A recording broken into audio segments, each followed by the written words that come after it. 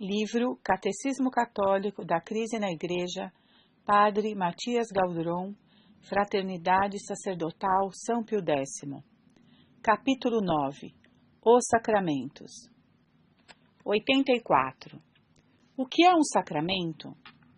Um sacramento é um sinal sensível instituído por Jesus Cristo para nos comunicar a sua graça. Por que Cristo quis comunicar a sua graça por sinais sensíveis? Jesus Cristo ligou a sinais sensíveis a comunicação de sua graça, não sensível, pois levou em conta a natureza humana. Todo homem conhece primeiramente por seus 5 sentidos. Mesmo para aprender e para comunicar as realidades espirituais, o homem tem necessidade de sinais perceptíveis exteriormente. Os sacramentos são símbolos da graça? Os sacramentos são símbolos, mas não são apenas símbolos. Operam realmente na alma, o que manifestam por sinais exteriores. Pode dar um exemplo dessa eficácia dos sacramentos? No batismo, a água derramada sobre a testa significa que a alma é purificada do pecado, mas, ao mesmo tempo, o batismo realiza essa purificação da alma, dando-lhe a graça santificante. Faz do homem um filho de Deus. Quantos sacramentos Jesus Cristo instituiu? Jesus Cristo instituiu 7 sacramentos: o batismo, a crisma, a eucaristia, a penitência, a extrema-unção, a ordem e o matrimônio. 85. Hoje, a maneira de conceber os sacramentos mudou? Na catequese moderna, os sacramentos são raramente considerados causas eficazes da graça. Faz-se deles sinais que manifestam a redenção e o fato de que somos, de novo, agradáveis a Deus. Não se sabe mais muito bem se transmitem realmente a graça da redenção ou se apenas lembram o que já está operado em nós. Nessa concepção, o batismo, por exemplo, não tem por efeito libertar do pecado original e fazer-nos filhos de Deus. Seria apenas um sinal de que Deus nos perdoou os pecados em Cristo Jesus e de que nos é favorável de novo. Assim, o batismo não é mais necessário para transmitir a graça da redenção, visto que todos os homens já estão salvos. É a teoria da salvação universal. Quem primeiramente negou a eficácia dos sacramentos? Os protestantes foram os primeiros a negar a eficácia dos sacramentos. Viam nestes, geralmente, apenas meios de exprimir e de fortalecer a fé.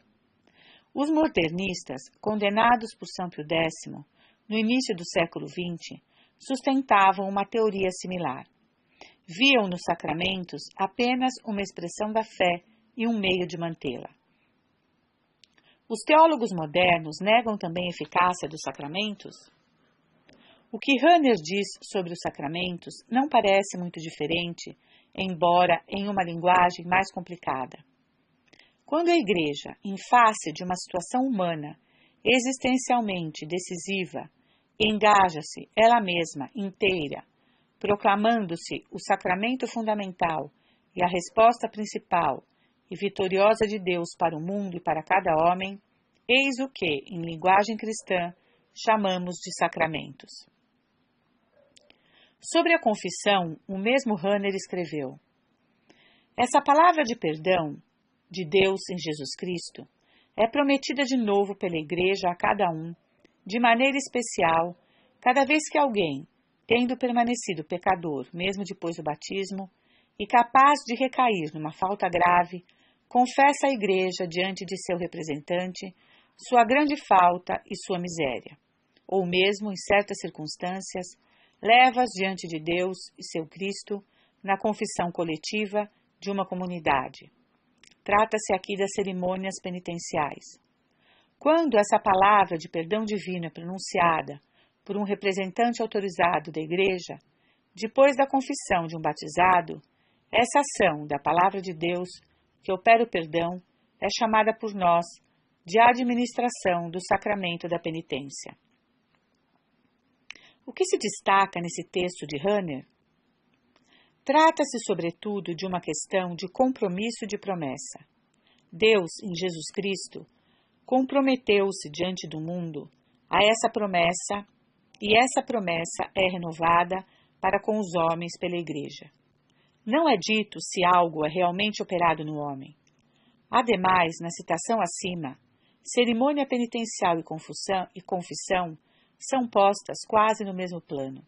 Enfim, parece, o sacerdote não perdoa os pecados como representante da Igreja, mas de Cristo, em nome de quem pronuncia a palavra de perdão. Rahner desenvolveu em outro lugar as mesmas ideias. Rahner não é sempre fácil de entender, mas em sua obra se acham sempre as mesmas ideias. Lê-se, por exemplo, na palavra sacramento, no léxico Sacramentum Mundi, de que Rahner é o coautor. Assim, os sacramentos se manifestam como símbolos reais, pessoais e atuais, fundados por Deus na criação e formados humanamente na história da salvação, por meio do acontecimento de Cristo, derivando da Igreja como corpo de Cristo e primeiro sacramento, por meio dos quais, com outros gêneros de comunicação indispensáveis e cristiformes, se pode e se deve conhecer, compreender e experimentar quem é Deus e o que Ele é, e será para o homem, para a sua salvação. São sinais para a divina aceitação e reabilitação de todo homem, na sua condição pessoal física, com o seu mundo material e mental, mas por meio dos quais o homem assim, agraciado, pode se realizar na Igreja, em vista de Deus Pai e graças à sua palavra, na vida eterna do Espírito Santo. O que essa passagem significa? Sob essa verborragia, encontra-se a ideia de que os sacramentos são símbolos, com cuja ajuda o homem deve reconhecer e experimentar que é, de novo, agradável a Deus. Quanto a saber se os sacramentos operam realmente esse retorno à graça com Deus, isso não é precisado, mas fica suficientemente duvidoso, já que os sacramentos são apenas intermediários entre outros. 86. Os sacramentos são celebrações comunitárias? É verdade que o cristianismo tem um caráter comunitário. Os cristãos, membros do corpo místico de Cristo, estão, a esse título, intimamente unidos entre si. Do fato de que os sacramentos nos inserem no corpo de Cristo e nos unem sempre mais intimamente a Ele, estimulam também a comunhão entre cristãos. Mas o efeito principal é, primeiramente, a união com Cristo, de que decorre a união dos cristãos entre si. Ora, essa ordem é com frequência invertida hoje em dia. Considera-se primeiro os sacramentos e celebrações comunitárias, que, uma vez comunitárias, favorecem a união dos homens com Deus. Dir-se-á, por exemplo, que o efeito principal do batismo é a recepção do batizado na comunidade paroquial, o que é falso. Essas novas teorias estão muito difundidas. Lê-se com surpresa, sob a pena do cardeal Ratzinger. A concepção dos sacramentos como instrumentos da graça que eu recebo, a título de remédios sobrenaturais, a fim de que, por assim dizer, assegurar unicamente minha saúde eterna pessoal, constitui o desprezo por excelência em matéria sacramental. Em que essa frase do cardeal Ratzinger é surpreendente? Essa frase é surpreendente porque os sacramentos são exatamente remédios sobrenaturais destinados à nossa cura e à nossa saúde espirituais, embora não sob aquela forma caricatural. Mas o deboche é sempre o meio mais fácil de apresentar alguma coisa sob um ângulo desfavorável quando faltam argumentos de verdade. O cardeal Ratzinger tem, pois, uma falsa concepção dos sacramentos? O cardeal Ratzinger insiste muito no caráter comunitário dos sacramentos, como mostram as seguintes citações. A unidade com Deus está ligada à nossa própria unidade e se realiza por esta. A graça é sempre realização de unidade. O sacramento, como rito litúrgico, é sempre obra comunitária. O sacramento é, por assim dizer, a marca cristã da festa, aquela capacidade de alegria que provém da comunidade e dos poderes de que esta está investida. Essas passagens são contestáveis? A ênfase está falsamente deslocada, pois se faz da consequência elemento principal. A união dos cristãos entre si, a alegria da fé e da salvação, etc., são as consequências, e não a essência da graça que une a Deus. 87. A Igreja pode suprimir ou acrescentar sacramentos? Os 7 sacramentos foram instituídos pelo próprio Cristo Jesus. A Igreja não tem, pois, o poder nem de suprimir, nem de acrescentar sacramentos. Está vinculada à ordem de Cristo. Foram suprimidos ou acrescentados sacramentos depois do Vaticano II? Sem ter sido explicitamente suprimido, pode-se dizer que o sacramento da confissão está quase morto na prática, em numerosas práticas da Igreja. E, por outro lado, sem o apresentar como sacramento explicitamente, alguns introduziram na Igreja o rito pentecostal da efusão no Espírito, ou batismo no Espírito, que é dado pela imposição das mãos e que se assemelha estranhamente a um 8º sacramento. O sacramento da penitência não é hoje administrado sob a forma de cerimônias penitenciais? A cerimônia penitencial, que pretende, em muitos lugares, substituir a confissão, não é idêntica ao sacramento. Essa cerimônia não tem o poder de perdoar os pecados, em particular os pecados mortais. Por que as absolvições coletivas, dadas nas cerimônias penitenciais, não podem perdoar os pecados mortais? O Concílio de Trento definiu solenemente que é necessário confessar em detalhe os pecados mortais cometidos depois do batismo para poder receber a absolvição deles e que essa obrigação vem do próprio Deus. Logo, a Igreja não pode mudá-la. Se alguém disser que no sacramento da penitência, para obter a remissão dos pecados, não é necessário, por direito divino, confessar todos e cada um dos pecados mortais, seja anátema. Concílio de Trento, 14ª sessão, Cânon 7, DS 1707. A absolvição nunca pode ser dada de modo coletivo? Essa absolvição coletiva só é possível em casos de grave necessidade. Aqueles que a recebem apenas obteriam a remissão de seus pecados na medida em que estivessem prontos a confessar individualmente seus pecados a um sacerdote, se o pudessem. Por essa razão, permanecerão obrigados a fazê-lo se escaparem do perigo que justificou a absolvição coletiva. Quais são os casos de grave necessidade que justificam a absolvição coletiva? Os casos de grave necessidade que justificam a absolvição coletiva são principalmente os perigos de morte iminente, num navio que afunda, por exemplo, ou num campo de batalha. Durante a Segunda Guerra Mundial, referindo-se às desgraças da época, deportados e prisioneiros privados de sacerdotes, a Sagrada Penitenciária permitiu dar absolvição coletiva a multidões que, sem que fosse por sua culpa, arriscariam sem isso ficar por muito tempo e morrer sem os sacramentos.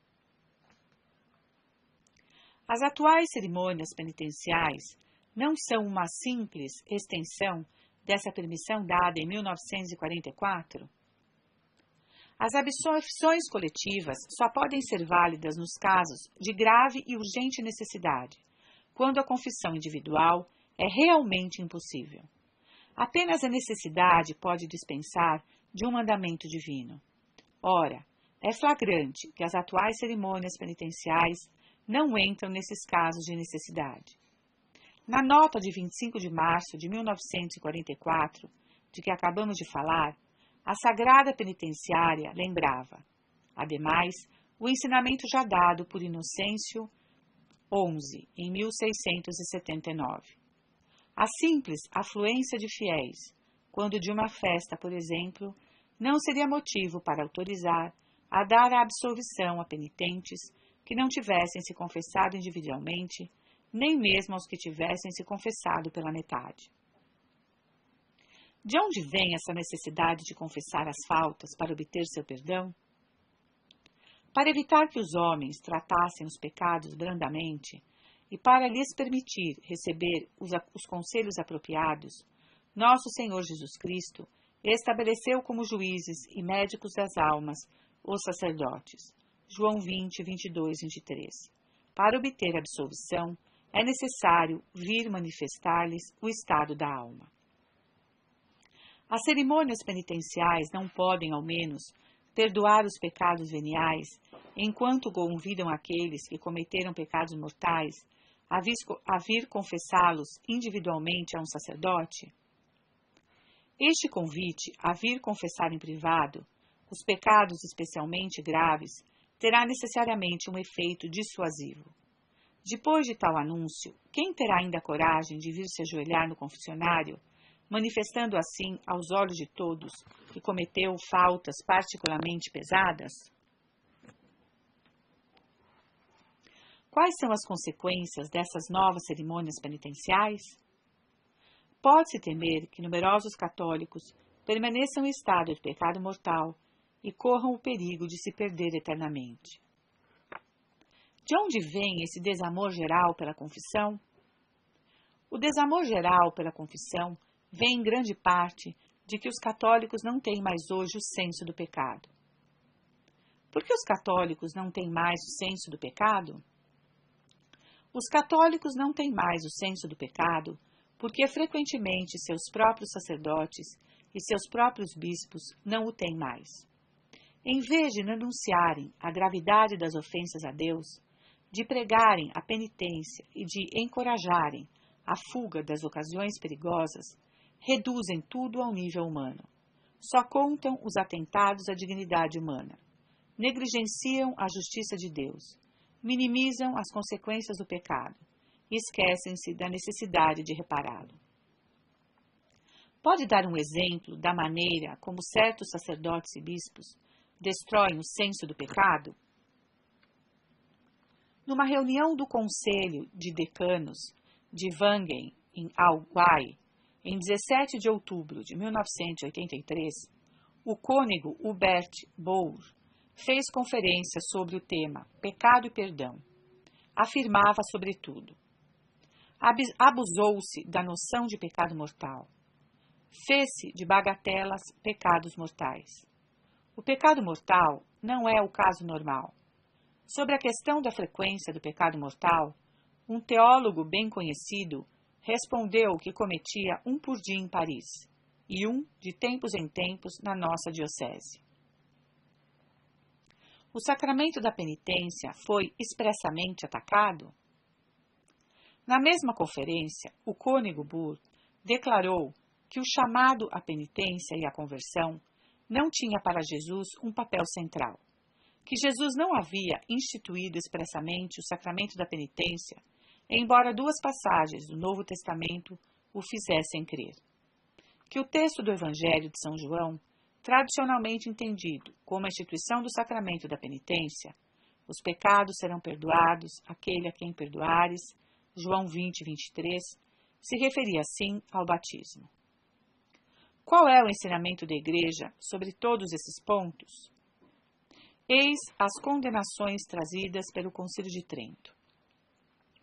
Se alguém disser que a Igreja Católica, a penitência não é verdadeira e propriamente um sacramento instituído por nosso Senhor Jesus Cristo, para reconciliar os fiéis com Deus, cada vez que caírem no pecado depois do batismo, seja anátema. Se alguém, confundindo os sacramentos, disser que o sacramento da penitência é o sacramento mesmo do batismo, como se esses dois sacramentos não fossem distintos, seja anátema.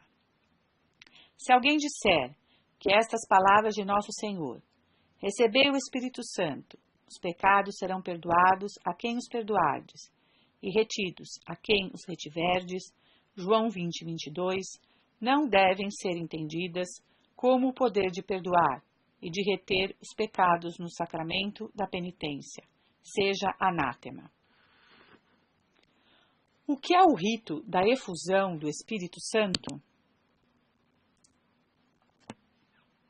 O rito da efusão do Espírito, ou batismo no Espírito, era originalmente a marca distintiva de uma seita protestante, a dos pentecostais. É uma imposição de mãos feita com o objetivo de dar uma experiência sensível do Espírito Santo e uma participação nos carismas dos primeiros cristãos, particularmente no falar em línguas. De onde vem esse rito pentecostal?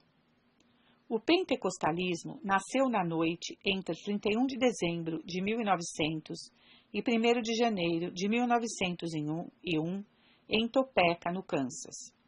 Na esperança de reencontrar os carismas dos apóstolos, sobretudo falar em línguas, o pastor metodista Charles Parham, 1873-1929, impôs as mãos sobre uma moça chamada Agnes Osman. Esta se pôs logo a falar em uma língua desconhecida que um oriundo da região da Boêmia reconheceu no dia seguinte como uma língua materna. A experiência se espalhou nos dias seguintes, e o pastor Parham partiu a pregar sua descoberta. Perseguido mais tarde por questão de costumes, acusavam-no de homossexualismo, o pastor Parham foi eclipsado por alguns de seus discípulos, como William Seymour, 1873-1929. Como se espalhou o novo rito pentecostal? Os pentecostais foram primeiros rejeitados, mesmo pelo protestantismo. Chamavam-se de trêmulos por causa de suas contorções, ou rolantes, alguns rolavam no chão durante o culto. Criaram suas próprias igrejas e organizaram-se em círculos muito fechados. Foi somente a partir dos anos 1930 na Europa e 1950 nos Estados Unidos que seu rito saiu das igrejas estritamente pentecostais para penetrar em todas as denominações protestantes. O pastor David Duplessis, 1905 a 1987, foi o principal artífice dessa difusão ecumênica do batismo no Espírito. No fim do século XX, contavam-se no mundo cerca de 100 milhões de pentecostalistas. Existem precedentes do fenômeno pentecostal? O rito, propriamente dito, do batismo no Espírito é novo, mas as seitas heréticas conheceram regularmente fenômenos análogos no curso das eras. No fim do século XVII, uma onda de pietismo agitava assim os camisardes, protestantes do sul da França. Afirmavam sentir o Espírito Santo, exprimir-se em línguas, choravam copiosamente. As mesmas excentricidades se encontraram a partir de 1731, em Paris, no cemitério de Saint-Médard, sobre a tumba de um diácono jansenista. Convulsões frenéticas atingindo turbas inteiras, êxtases, discursos em línguas desconhecidas, profecias, etc. Como se pode explicar esse gênero de fenômenos?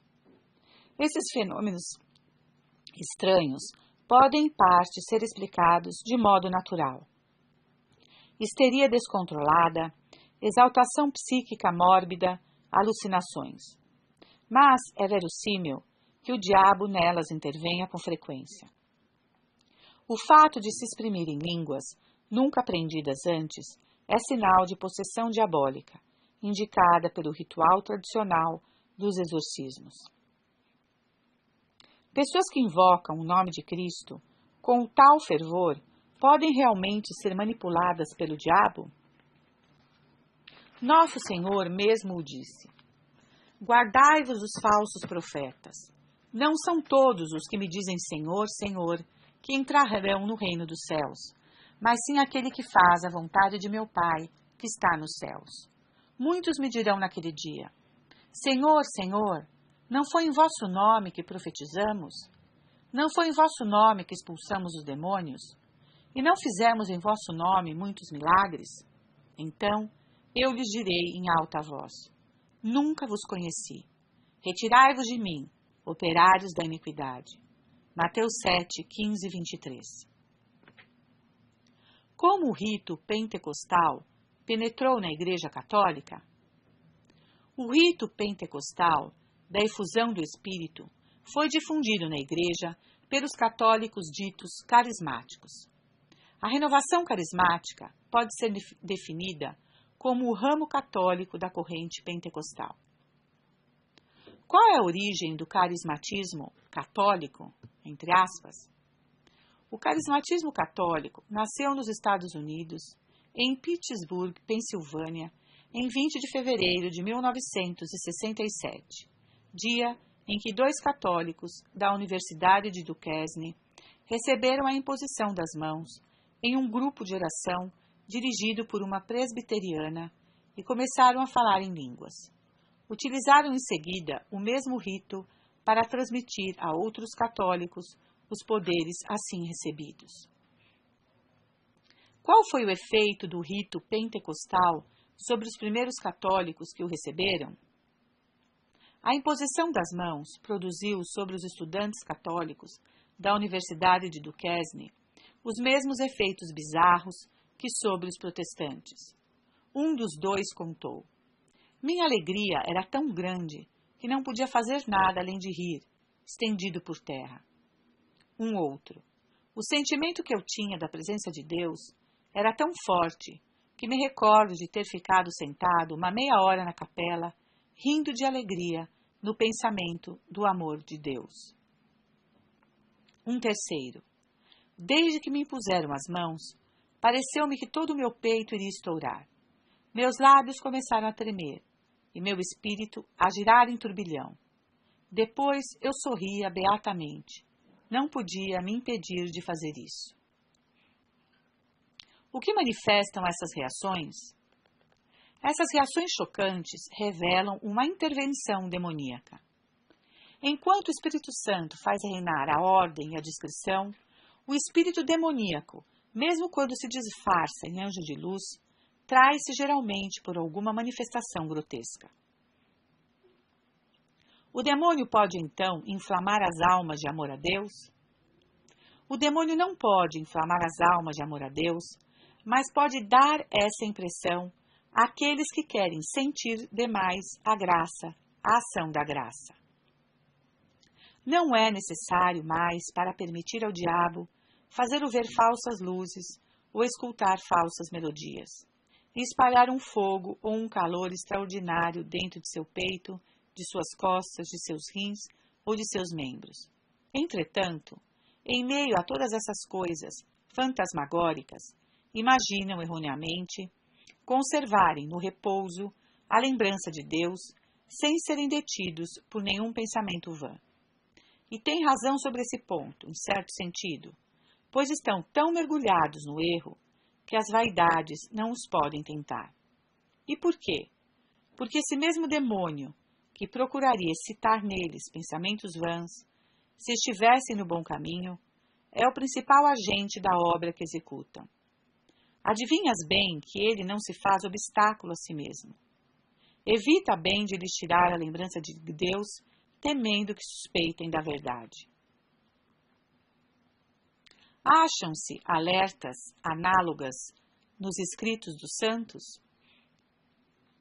São Vicente Ferrer ensina em seu Tratado da Vida Espiritual: aqueles que querem viver na vontade de Deus não devem desejar obter revelações ou sentimentos sobrenaturais que superem o estado ordinário daqueles que têm por Deus um temor e um amor muito sinceros, pois um semelhante desejo só pode vir de um fundo de orgulho e de presunção, de uma curiosidade vã em relação a Deus ou de uma fé muito frágil. A graça de Deus abandona a alma tomada por esse desejo e deixa cair nessas ilusões e nessas tentações o diabo, que a seduz em visões e em revelações enganosas. É desse modo que o demônio semeia a maior parte das tentações espirituais de nosso tempo e que as enraiza nos corações daqueles que são os precursores do Anticristo. Esse texto de São Vicente se aplica ao pentecostalismo e ao carismatismo? É precisamente na intenção de falar em línguas que Agnes Osman pediu ao pastor Parham para lhe impor as mãos. Foi também para se beneficiarem dos carismas extraordinários manifestados pelos pentecostais que os católicos de Pittsburgh lhe pediram esta mesma imposição das mãos. A renovação carismática não realiza um certo bem, trazendo de volta ao catolicismo algumas almas e mantendo a piedade em outras? O demônio que enxerga a longo prazo sabe perder um pouco para ganhar muito. É o ensinamento da bem-aventurada Maria da Encarnação. Os êxtases, as visões e as revelações não são de jeito nenhum um argumento inconteste da permanência ou da assistência de Deus em uma alma. Quantos se viram que foram enganados com esses tipos de visões? Embora tenham sido a causa da conversão ou mesmo da salvação de algumas almas, é um estratagema do espírito maligno que fica contente em perder um pouco para ganhar muito. Qual vantagem o demônio pode encontrar nessas manifestações de piedade? O pentecostalismo não apenas despertou e revitalizou um protestantismo moribundo que arriscava deixar o campo livre para a Igreja Católica, mas lhe permitiu, hoje em dia, conquistar progressivamente a América Latina. O demônio nisso encontrou vantagens evidentes. Do mesmo modo, o carismatismo católico perpetua, no próprio seio da Igreja, erros que a destroem. O carismatismo não se opõe à dessacralização pós-conciliar? É precisamente porque reage contra certos excessos que o carismatismo atrai católicos perplexos com a crise, mas para reconduzi-los aos erros conciliares. Do mesmo modo que o pentecostalismo reconduziu ao protestantismo aqueles que seu excessivo rigorismo fazia fugir em massa. Pode dar um exemplo? A Toca de Assis reintroduziu a adoração ao Santíssimo Sacramento, o terço, a confissão e etc. Essas devoções conservadoras fizeram cair muitos católicos desorientados. Mas esse conservadorismo serve sobretudo para conservar as novidades conciliares.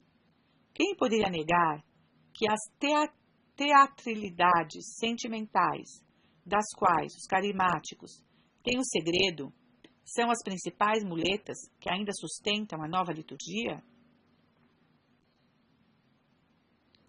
Qual é o nexo entre Vaticano II e o carismatismo? O Vaticano II é plenamente responsável pela introdução do rito pentecostal no seio do catolicismo. Não somente porque João XXIII queria no concílio um novo Pentecostes, ou porque o pastor pentecostalista David du Plessis, que havia tão eficazmente trabalhado na infiltração do batismo no Espírito em todas as confissões protestantes, tivesse sido convidado ao concílio como observador, deve-se a ele a introdução de algumas passagens sobre os carismas nos textos conciliares, mas, sobretudo, porque foi o decreto de Vaticano II sobre o ecumenismo, Unitatis Redintegratio, que levou os católicos da Universidade de Duquesne ao batismo no Espírito. Como esse decreto pode conduzir católicos ao batismo no Espírito? Falando das comunidades separadas da Igreja Católica, o decreto Unitatis Redintegratio afirma que o Espírito de Cristo não recusa se servir delas como meios de salvação. Diz também que tudo o que é realizado pela graça do Espírito Santo nos irmãos separados pode contribuir para a nossa edificação. Essas passagens foram decisivas para os católicos da Universidade de Duquesne pedirem aos protestantes a imposição das mãos, em 20 de fevereiro de 1967. Como o carismatismo favorece os erros do Vaticano II? O carismatismo contribui como o Concílio Vaticano II. Primeiro, para estimular um falso ecumenismo. O carismatismo nasceu ecumenista. Segundo, para confundir em todos os domínios a ordem da natureza e a da graça. Terceiro, para enfraquecer a autoridade hierárquica querida por Deus. Quarto, para esquecer toda a parte ascética da vida espiritual. Como o carismatismo contribui para confundir natureza e graça?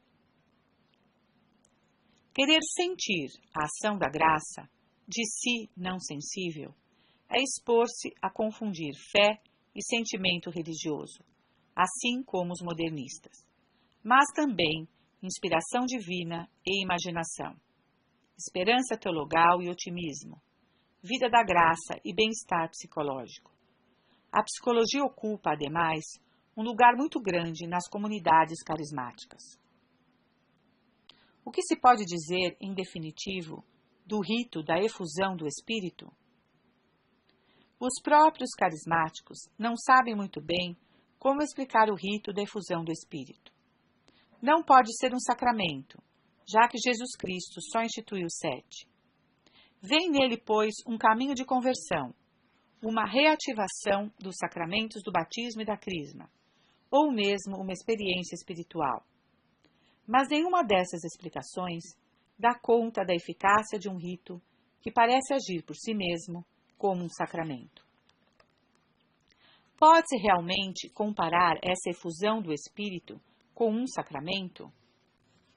Ao vincular efeitos espirituais a um rito determinado, a efusão do Espírito se assemelha aos sacramentos, mas esses transmitem uma graça não sensível, deixa-nos na ordem da fé, enquanto esse rito pretende fazer sentir a ação de Deus.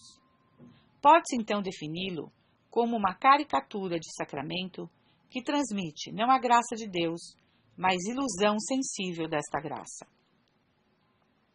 Sabe-se que o demônio tem o poder de criar essa ilusão naqueles que procuram experimentar de modo sensível a ação divina. É preciso considerar os carismáticos como possuídos pelo demônio?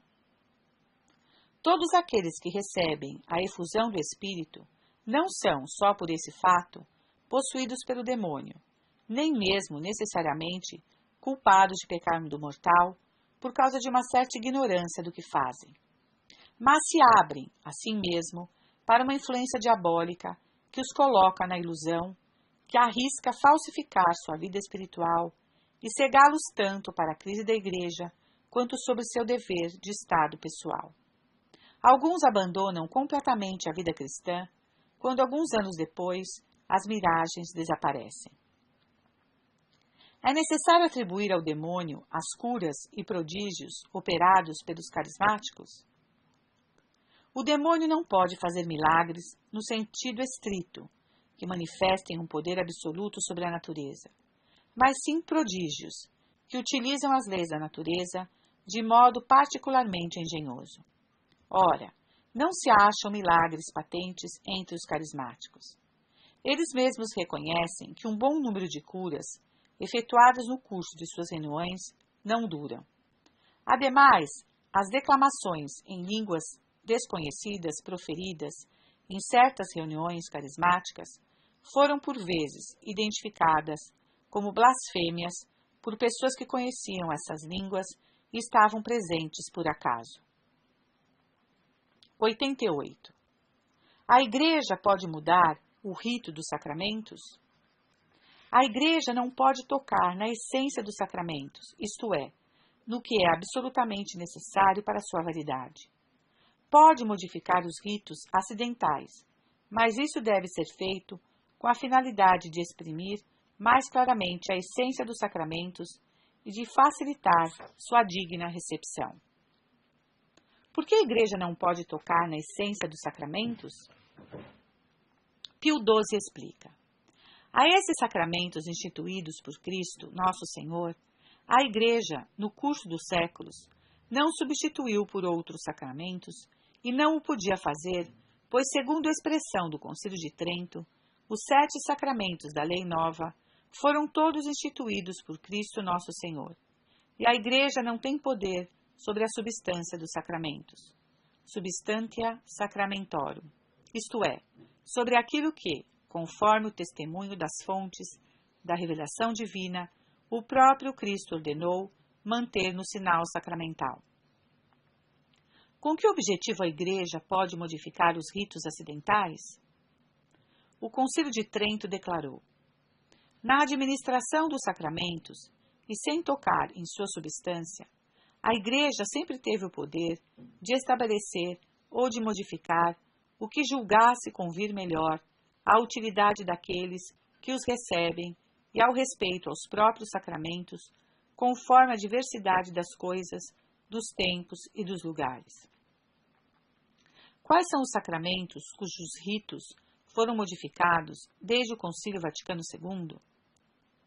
Todos os sacramentos foram modificados em seguida ao Vaticano II. Após um novo rito de ordenação, 1968. Uma nova missa, 1969. Um novo batismo, 1968. Um novo matrimônio, 1969. Uma nova crisma, 1971. Uma nova extrema-unção, 1972. Uma nova confissão, 1973. Como há, ademais, um novo breviário, 1970. Um novo calendário, 1969. Novos óleos santos, 1970. Um novo direito canônico, 1983. Uma nova via sacra, 1991. Um novo catecismo, 1992. Um novo rito de exorcismo, 1998. Um novo martirológio, 2001. E um novo rosário, 2002. Sem contar a nova evangelização, o novo Pai Nosso, o novo credo, em que se substituiu a expressão consubstancial ao Pai, por de mesma natureza que o Pai, o novo Redina Coeli Laetare, liturgia, alegrai-vos Maria, e etc. O Vaticano II fez novas todas as coisas, como que para fundar uma nova religião. 89.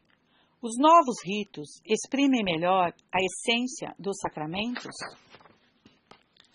Longe de fazerem compreender melhor a ação sacramental e de facilitarem a digna recepção dos sacramentos, os novos ritos fazem o completo inverso. Relativizam as verdades de fé, banalizam o mistério e enfraquecem o respeito devido aos sacramentos. As deficiências dos novos ritos afetam todos os sacramentos?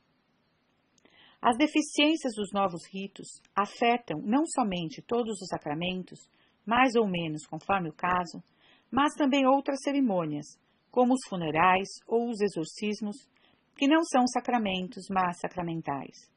Para não nos estendermos demais, nos contentaremos com 4 exemplos. O novo rito do batismo, o novo rito da extrema-unção, o novo rito do exorcismo, o novo rito dos funerais. Quais foram as modificações trazidas pelo novo ritual do batismo? O novo ritual atenua o que evoca os efeitos sobrenaturais do sacramento. Suprime vários ritos preparatórios ao batismo, notadamente o triplo exorcismo, que arranca com autoridade a criança da influência de Satã. Por que o batismo tem necessidade de ritos preparatórios? Quem quer que queira realizar sabiamente uma obra, começa por eliminar os obstáculos que se opõem à mesma, de São Tomás, que cita Jeremias. Não semeie entre espinhos. Grandes transformações requerem grandes preparações. É por isso que os catecúmenos dos primeiros séculos não eram somente instruídos sobre o credo, mas submetidos a um tempo de provas e toda uma série de ritos e de exorcismos de acordo com o seu progresso. Tudo isso sobreviveu no ritual tradicional do batismo. Os ritos preparatórios ao batismo têm uma eficácia própria ou só fazem significar o que o batismo realiza de toda maneira? Vários ritos preparatórios ao batismo, sobretudo os exorcismos, têm uma eficácia própria, distinta da do batismo propriamente dito. É necessário, pois, de Santo Tomás, administrá-los depois àqueles que, batizados de urgência, não os puderem receber. Qual a eficácia própria dos ritos preparatórios do batismo? Os ritos preparatórios eliminam os obstáculos ao pleno efeito do batismo. Obstáculo externo, o demônio, que possui um certo poder sobre a natureza. Obstáculo interno, a resistência oposta às realidades da salvação pela sensibilidade desregrada. Os sentidos estão como que fechados ao sobrenatural. Quais são os ritos que eliminam esses dois obstáculos? O rito do sopro, com a ordem: saia dessa criança espírito impuro e cede lugar ao Espírito Santo Paráclito, e os dois outros exorcismos solenes que ordenam ao demônio não apenas sair, mas se afastar do futuro batizado, apartam eficazmente os maus espíritos. Os ritos do sal sobre a língua, da saliva sobre as narinas e as orelhas, da imposição das mãos sobre a cabeça e dos sinais da cruz sobre a testa e sobre o peito, contribuem para tornar a criança receptiva aos mistérios da salvação. Que ritos o novo ritual do batismo suprimiu? O novo ritual, o sacerdote não usa a estola roxa para acolher o futuro batizado na porta da igreja. Omite o rito do sopro, os dois outros exorcismos e o rito do sal. Não renova o gesto de Nosso Senhor ao ter curado o surdo-mudo pela saliva, dizendo: Feta, abre-te. O que significa a acolhida com estola roxa na entrada da igreja? Essa acolhida manifesta que o pagão não pode entrar na casa de Deus sem se purificar de seus pecados. Mas, em nossa era de ecumenismo e de salvação universal, não se quer mais ouvir falar de nada disso. O que significa o ritual do sal? O sal, o símbolo da sabedoria, vem proteger nossa natureza da corrupção do pecado, dando-lhe o gosto pelas realidades sobrenaturais. Mas esse simbolismo requer o espírito de fé. Os inovadores, pois, eliminaram-no.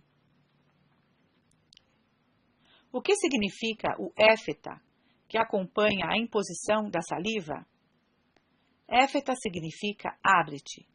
Esse rito ajuda a perceber o bom odor de Jesus Cristo e a abrir os ouvidos da alma ao ensinamento da fé.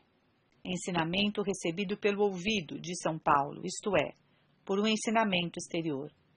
Mas, para os modernistas, as verdades de fé provêm, ao contrário, das profundezas da consciência.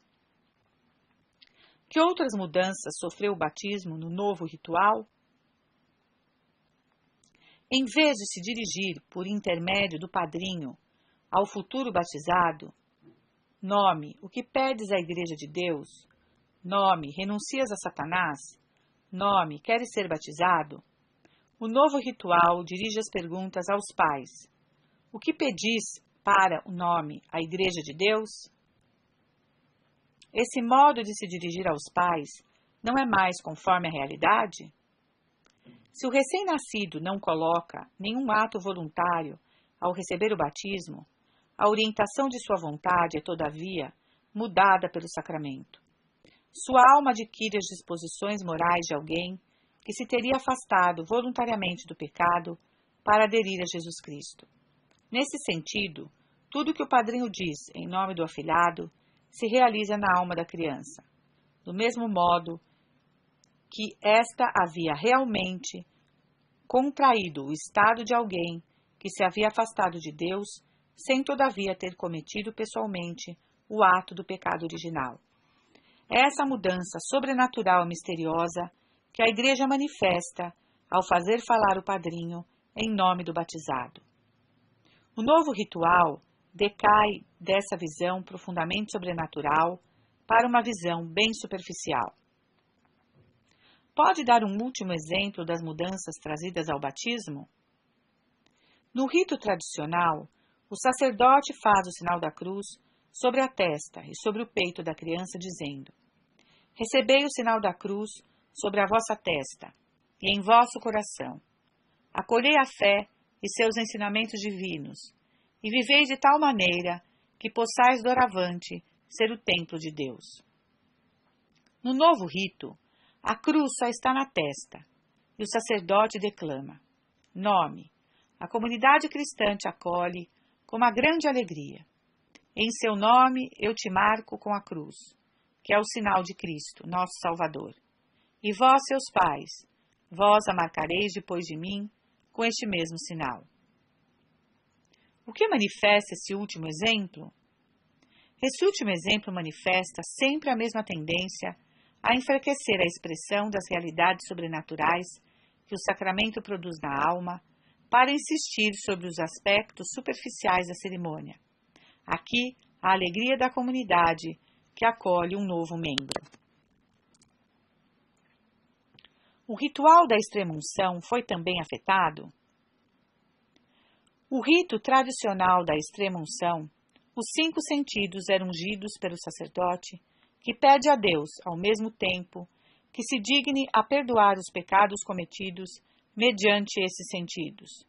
Por esta santa unção e por sua piíssima misericórdia, que o Senhor te perdoe os pecados que cometestes pela vista, pelo ouvido, pela palavra, etc. Essa ação simbólica foi destruída no novo rito. Como o novo rito da extrema-unção destrói o simbolismo? O novo rito se contenta com unção na testa e nas mãos. As palavras sacramentais somente falam do pecado de maneira geral. Quais outras mudanças sofreu a extrema-unção no novo ritual? O novo ritual tende também a fazer da extrema-unção uma celebração comunitária. Nele se encontram indicações para a celebração comum da extrema-unção em presença de uma grande reunião. Essa celebração comum da extrema-unção é criticável? Tais celebrações comuns encorajam a dar esse sacramento sem distinguir entre saudáveis e doentes, quando de reuniões da terceira idade, enquanto somente alguém gravemente doente pode recebê-la validamente. O que se pode dizer dos novos exorcismos? O novo ritual dos exorcismos foi estabelecido primeiro de modo provisório, ad interim, em 1990, depois definitivamente, em 1998. Foi um dos últimos domínios tocados pela reforma litúrgica. Por que os inovadores tocaram os exorcismos tão tarde? Os inovadores se voltaram tão tarde para os exorcismos porque era a última de suas preocupações. De modo geral, a influência do diabo é minimizada ou silenciada em toda a nova liturgia. O episcopado alemão declarou, mesmo, que era inútil publicar novos exorcismos, já que não se devia mais fazer exorcismos de jeito nenhum. Os novos exorcismos são ruins? O padre Gabriel Amorf, exorcista da Diocese de Roma e presidente de honra da Associação Internacional dos Exorcistas, acusa claramente os novos exorcismos de serem ineficazes. As orações eficazes, orações que tinham 12 séculos de existência, foram suprimidas e substituídas por novas orações ineficazes. Nós todos, exorcistas, tentamos as novas orações de novo, ritual ad interim, e nos demos conta de que são absolutamente ineficazes. Como se pode explicar essa ineficácia dos novos exorcismos? O padre Amorf afirma que o mundo demoníaco colocou as mãos em muitas reformas litúrgicas. Denuncia também a incompetência das comissões que prepararam esse novo ritual.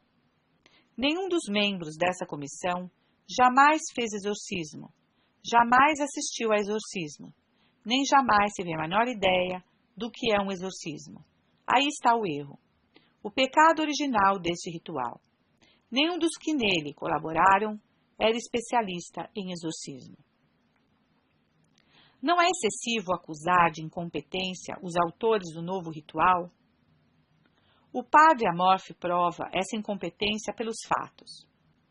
No ponto 15, fala-se dos malefícios, como os trabalhos, e do modo de se comportar quando se está diante deles. O ritual romano explicava como era preciso proceder. O novo ritual declara, ao contrário, categoricamente, que é absolutamente proibido fazer exorcismo nesses casos. Absurdo! Essas feitiçarias são, de longe, as causas mais frequentes de possessões e de males causados pelo demônio, pelo menos 90% dos casos. É como dizer aos exorcistas para não mais praticarem exorcismos. Há outros fatos que provam essa incompetência? O padre Amorf continua. O ponto 16 declara solenemente que não é preciso fazer exorcismo se não se tem certeza da presença do diabo. É uma obra-prima de incompetência. A certeza de que o demônio está presente em alguém só se a pode ter fazendo exorcismo. Esse protesto dos exorcistas teve resultado? O protesto dos exorcistas somente obteve uma coisa, uma nota da congregação para o culto divino, precisando que os exorcistas podiam, se desejassem, pedir ao seu bispo a autorização para utilizar o antigo ritual. Nesse caso, o bispo deve, por sua vez, pedir autorização à congregação, que, segundo a nota, a concede sem dificuldades.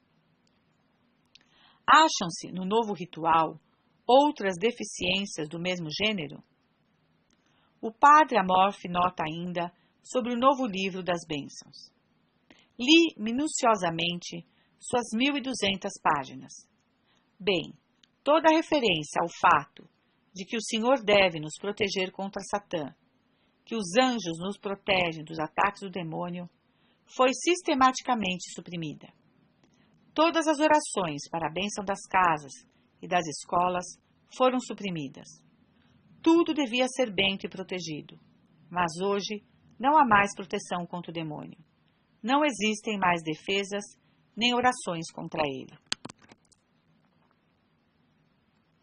Quais são as consequências dessas modificações e supressões? As consequências dessas modificações são visíveis por toda parte. A influência do demônio se faz sentir cada vez mais em nossas sociedades. O que se pode dizer, muito brevemente, do novo rito dos funerais? O novo rito dos funerais não diz mais nada sobre a alma, sobre a seriedade do julgamento, sobre a possibilidade de perdição, nem sobre o purgatório. Dá a impressão de que o defunto está certamente salvo junto de Deus. O novo rito dos funerais se esquece da existência do pecado? Como todos os outros novos ritos, o dos funerais deixa uma grande liberdade na escolha das orações. O celebrante pode, a seu arbítrio, evocar ou calar o pecado e a culpa. Quanto à palavra alma, não figura mais em nenhuma oração. Numa época em que a existência da alma humana é com frequência negada, seria, ao contrário, muito necessário mencioná-la. 90. Os sacramentos celebrados conforme os novos ritos são válidos? Os sacramentos administrados conforme os novos ritos podem, em princípio, ser válidos. Deve-se, entretanto, formular uma dúvida para a crisma e para a extrema-unção, que não fossem administradas com o óleo de oliva. Num certo número de outros casos, as más traduções da forma sacramental podem também fazer duvidar da validade dos sacramentos. Por que a crisma e a extrema-unção devem ser administradas com óleo de oliva? Do mesmo modo que a palavra vinho designa, no sentido primeiro do termo, suco de uva fermentado, mesmo se é empregado de modo secundário para designar o vinho de palma, de arroz, etc. Do mesmo modo, a palavra óleo, oleum, na antiguidade, designava, antes de tudo, no sentido próprio, o líquido obtido pela pressão das olivas. Do mesmo modo que só o vinho de uva e o pão de trigo são a matéria válida do sacramento da Eucaristia, só o óleo de oliva é matéria válida da crisma e da extrema-unção. Tal era a opinião tradicional e comum dos teólogos. Essa opinião se baseava unicamente em uma razão filológica? Essa opinião não se baseava, antes de tudo, na filologia, mas no fato de que, do mesmo jeito que Cristo empregou o pão de trigo e o vinho de uva na última ceia, assim também as unções, que indicou aos apóstolos, só podia ser unções com óleo de oliva. Não podia ocorrer ao espírito dos apóstolos utilizar outra coisa que não fosse o óleo em sentido próprio, no sentido nobre do termo. O emprego de um outro óleo torna, pois, ao mesmo duvidosa a validade do sacramento. Existem outros argumentos em favor do óleo de oliva? Pode-se destacar que na mesma Quinta-feira Santa, em que instituiu o sacerdócio, o dia também que tomou pão e vinho para instituir a Eucaristia, Nosso Senhor irrigou, com seu suor e com seu sangue, o jardim das oliveiras, muito perto de uma prensa de extrair óleo, como se para santificar a matéria com que seriam feitas as santas unções. De fato, é também na Quinta-feira Santa que, a cada ano, quando a missa crismal, os bispos consagram os óleos santos. De onde vem o uso de outros óleos que não o de oliva? Em 3 de dezembro de 1970, um decreto da Congregação dos Ritos autorizou a utilização de outros óleos vegetais na administração dos sacramentos. Como a Congregação dos Ritos explicou essa mudança? A Congregação dos Ritos não explicou como se tornava, de repente, possível o que sempre se havia considerado provavelmente inválido. Não houve, então, nenhuma explicação sobre essa mudança de óleo?